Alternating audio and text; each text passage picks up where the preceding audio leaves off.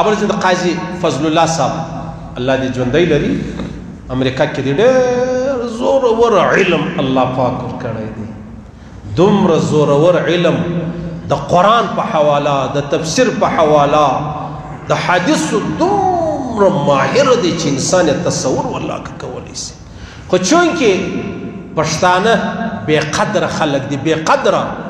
دا د پیسو زامن دي د پیسو دا به یو سپی په موټر کې کښېنوه دی به لاس په نامه ورته ولاړې سلوټ ورته کوي یو سړی به پر موټرسایکلو په سایکله تیر شي پرېږده ولته دا وګوره زه وګوره بې قدره خلک دي د علماو د بزرګانو د مشایخو د نیکانو د ښو خلکو احترام و ادب نه لري قدر نه لري دا په دا ثوابۍ کې ژوند تیر کړی دی ډېر سینیټر هم تیر شوی دی جومات تخوا څخه نو ډېر پر هائی لیول باندې هائی لیول زه چې کله په موټر کې یوازې بیا د قرآن د تفسیر اورم په خدای قسم داسې ورته ښکاره کېږو لکه هغه یو کوچنی ماشوم د 3 کالو د 5 کالو په اوله ورځ راولې په مدرسه کې و بخاري ته کښېنی د ده به نو څه سر خلاصي والله د ده چې هر تفسیر موږ اورو موږ دا رقم ورته ناوله دی چې یا الله پاک څونه نو دا بل یو کلیپ چا راواستې وامې اورېدې ده ویلې زموږ په معاشره کې آداب ختم سو احترام ختم سو هر سړی بې ادبه دی هر سړی دومره بې قدره دومره بې احترامه دی چې یو کشر د مشر ادب و احترام نه لري یو بچی د خپل بابا احترام و ادب نه لري یوه بچی د خپلې مور احترام و ادب نه لري یو شاګرد د خپل استاز یو مورد د خپل پیر ادب و احترام نه لري او یو ځوان د مشر ادب و احترام نه لري وایي فرمایي چې دا زموږ کوم بزرګان تیر سوي دي دا چې بزرګانو دا په آدابو باندې بزرګانو ادب و احترام ډېر د مشر ادب و احترام به پکې و پیغمبر علیه الصلاة والسلام مبارک د یهودو مشران دي د یهودو سپین ږیري چې رالو به محمد رسول الله به دا خپل ښایسته خوندور تر جنت لا هم قیمتي پټونه دی دا به ورته هوار کې بیا به کښېنوي دا د محمد رسول الله شان ادب و احترام حتی د کافرانو د مشرانو به هم ادب کوي دا موږ ته الله راښولی دی دا موږ ته رسول راښولی دی پاته د جهاد خبره ده چې ځای یې رالی هلته به بیا مجلس سره کوو په عام مجلسو کې نه پښتانه بد خلک دي ډېر بد خلک دي د شیګانو روپۍ اخیستې بیا یې په پور جنې اخیستې په یو دوکه یې جنې اخیستې بیا راشي د ملا څخه پوښتنه وکړي وایي ما د شیګانو څه روپۍ اخیستې دي نو دا خو ډېر د صحابو دشمنان دي دا پیسې څه بس زه نه ورکوم ولې نه ورکوې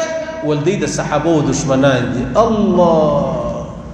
چې دی د صحابو په دشمني کافر کیږي نو ته خو د الله او د رسول دشمن یې الله او رسول دوکه منع کړې ده نو ته خو په الله او رسول باندې کافر سوې ولې ظالمه چا د قادیانیانو پیسې وړي دي چا د یهودو وړي دي چا د نصارا وړي دي از موږ هغه کروڑپتیانو اربپتیان نه دي ډېر روپۍ چې پیدا کې بار ملکونه به ولاړو د کافرانو سبب مالونه را لوټ کړو عدلې به رالو بیا به اعلان و غږ مه وکړه حاجي صاحب مړ سو الله دې وبخښي هغه سړی به دلې پسې رالی و بیا بیا قبر ته ودرېږي دغه حاجي صاحب دی مړ سو ولا قریبان هم نه راځي ځان کافر باریان سو چې ځه خدایه دا د خلکو دا رقم ډېرې کړي ولې دروغزنان دوکهبازان د دوکهبازانو زامن چل ول دوکه فراډ دا په هر پښتون په دې کې نمبر 1 دی هر پښتون نو پیغمبر علیه السلام مبارک په ډېر احترام والا ادب والا د یهودو مشرانو ته قاضي صاحب فرمایي دغه میډیا زموږ له مابین څخه ادب وایستی یو معمولي شخص به هغه به یو ډېر باعزته سړی حاجب به یې مشر به یې ملک به یې خان به یې مفتی به یې شیخ به یې الله استی به یې دلته د یوې روپۍ سړی به د یو عرب روپۍ سړي بې احترامي و بې ادبي کوي بس پخوا خو موږ د بي بي سي په انتظار و چې ماښام به بي بي سي واورو اوس هر سړی هغه د بي بي سي نماینده دی اول دی خبر شیري خبر بیا نو که چاته ښکنځا کوي که بې ادبي کوي بریلویان د دیوبندیان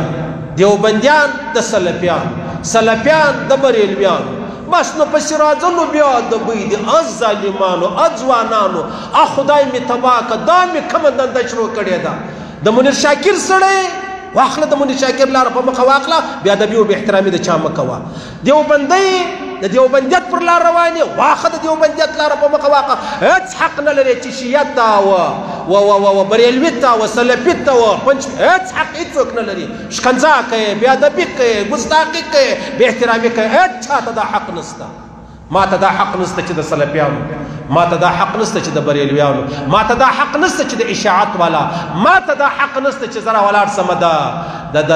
د چا ګستاخي و بې ادبي وکړم دا ما ته الله او رسول راښوولي دي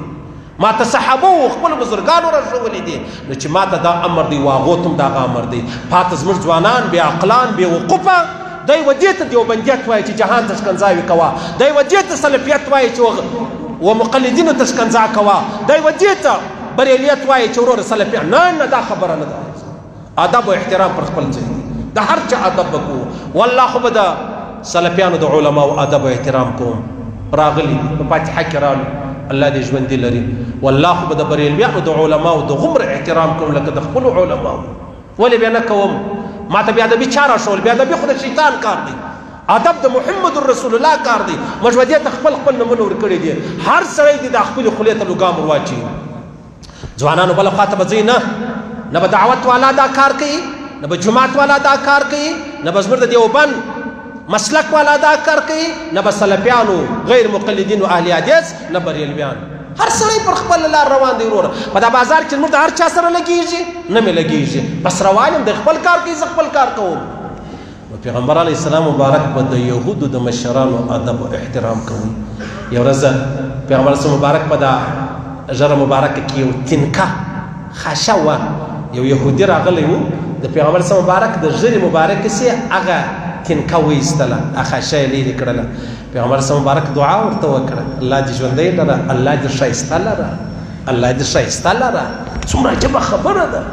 څومره زوروره خبره ده نو قاضي صاحب فرمایي چې دې میډیا زموږ د مابین ادب ختم کوي نه کشنی کشنی پاته سو نه لوی لوی پاته سو نه کشر کشر پاته سو نه مشر مشر پاته سو ادب به کوو احترام به کوو او قدر به د هر چا کوو الله هم خوشحاله کېږي رسول هم خوشحاله کېږي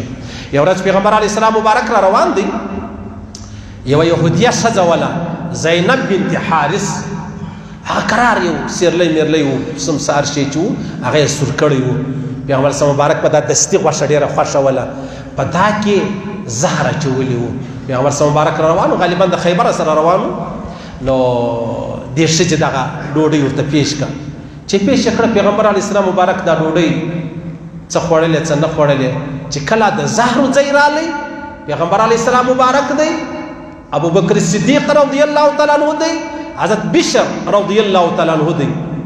دا مطلب دی درې سره ملګري دي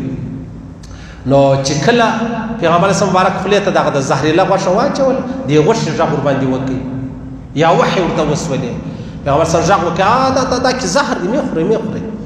پیغمبر اسلام مبارک بچاو سو از ابوبکر صدیق چې دی هغه بچاو سو از بشر چې دی هغه وفات سو شهید سو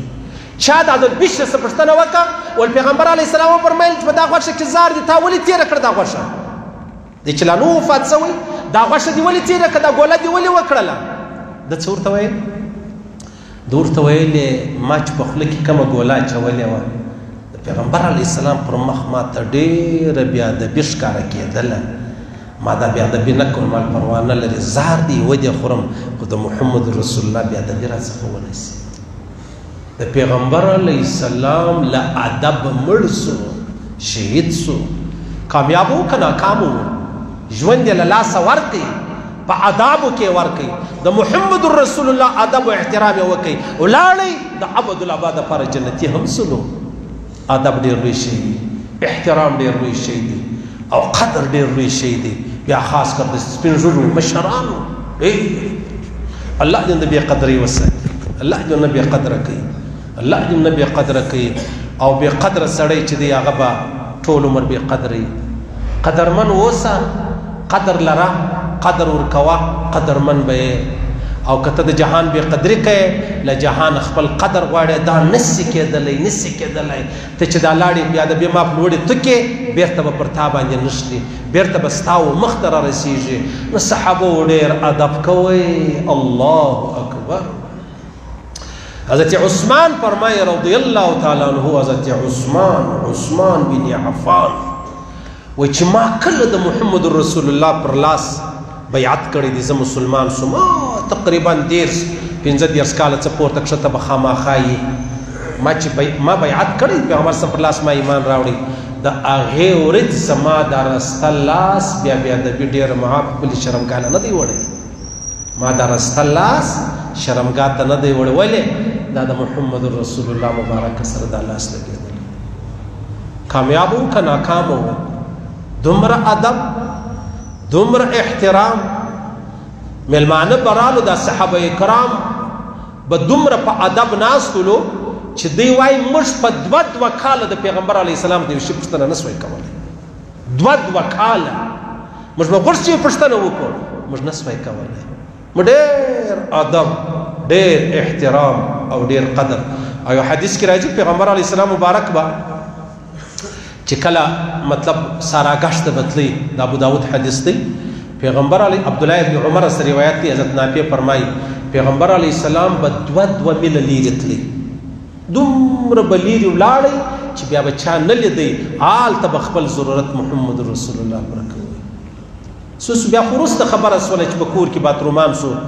واشرومان سلو بیت الخلا وسوي دا د محمد رسول الله مبارک ادب